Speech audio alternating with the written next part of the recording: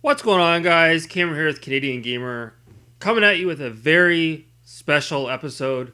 I think it's a little bit more special for a lot of other people in the community that have an attachment to what it is that I'm about to show, more so than myself. So let's get into it.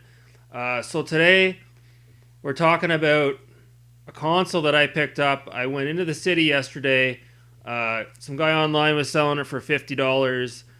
I offered 40. He took it. I took a chance going into the city because right now everything going on obviously with COVID-19, to have to come face to face with a stranger, it was a bit iffy. I could have the coronavirus right now. Who knows? So let's just cut right to the chase and let me show you what I picked up. I picked up a Dreamcast. Again, I know a lot of you guys have an attachment to this console. I'm going to talk about it a little bit.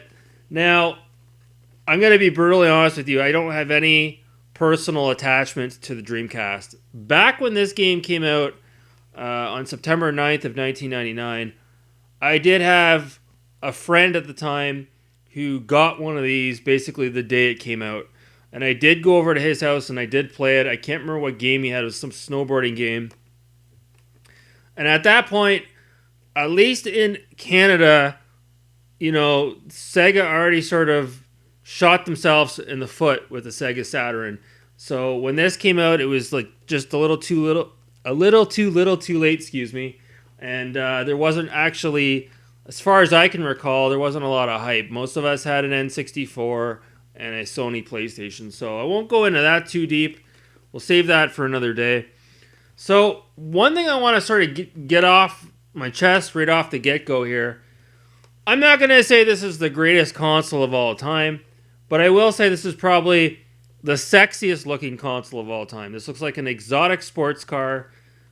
This looks like, a Ferrari. Just the lines on it.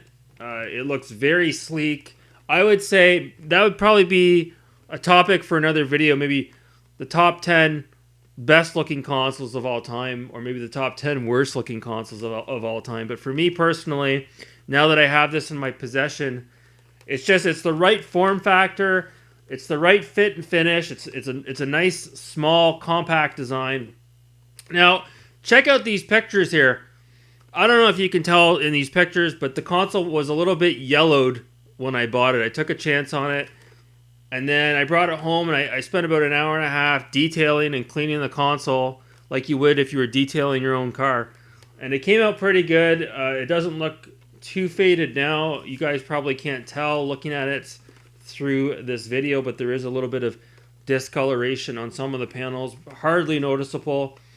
This is, the number one console. So you guys that are familiar with the Dreamcast, if you flip it out around on the back, if it's got a 0 or a 1, it means it plays the burned games.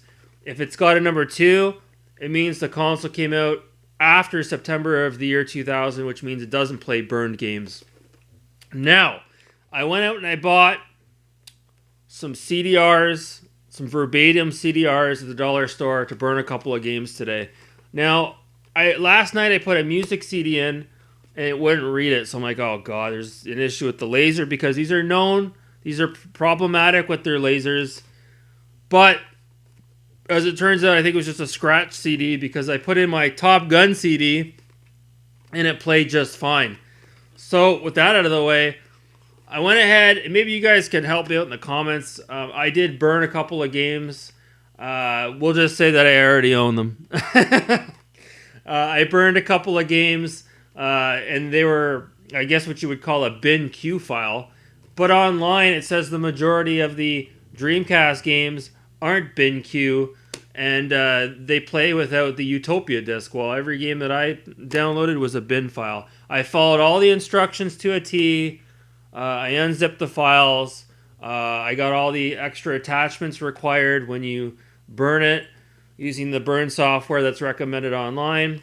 I still couldn't get the games to work. I tried Sonic Adventure 2, and I also tried the Powerboat Racing game that you can get on the Dreamcast as well.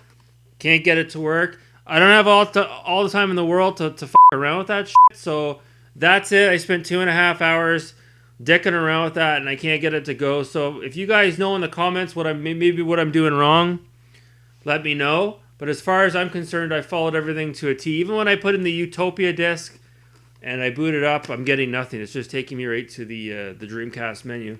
But all the same, it's really cool to have this console. I know, Ken, you're chomping at the bit right now, buddy, to get your Dreamcast. Perfect controller. No issues with the thumbstick. So, I don't have the VMU, unfortunately. I'm sure I can get one of those down the road. Really nice form factor with this controller. Like I said, what am I going to do with this console? I don't know yet. I'm probably going to try to get Resident Evil 3 Nemesis working on this console. And like I said, maybe Sonic Adventure 2 or the survival horror game I'll Bleed. I'll try to get that running. There is a company out there, or a guy that's making games called Josh Prod. And he's obtained the rights to a lot of games that originally did not come out on the Dreamcast, such as Flashback and Out of This World as well. So maybe I'll see if I can get those games. I don't want to turn this into a huge investment. If I can't get the burned games to work, it's not the end of the world. This is a crown jewel in the collection. This is beautiful. I'm so happy to have this. Now, if you guys have seen Metal Jesus' video, he did a video where there's some other guy out there that will, for X amount of dollars, kind of pimp out your Dreamcast. That's, right there, that's sacrilege. I don't know why anybody would do that to their Dreamcast. But like I said, this thing is beautiful looking. It's absolutely just a marvel to look at. And it's in mint condition. Like I said, no dings, no dents, no scratches. And I rubbed off most of the discoloration with these hand sanitizer wipes that I used. I wiped it down thoroughly. So very happy to have the Dreamcast. I wish I could say more about this console, but I'm not overly familiar with it. I know the back catalog for this system. It's not very deep. I'm not huge into fighting games, so like I said, I might get a couple of games and leave it at that. This was more about just console preservation more than anything else, and I'm so happy that it works. So that's going to do it, guys. A dream realized, a dream come true. Sega Dreamcast in Canadian Gamers collection. Leave your thoughts below. Any recommendations for any Dreamcast games? Any of you guys Dreamcast collectors out there, leave it in the comments below. Until next time, thanks so much for watching, and keep dreaming!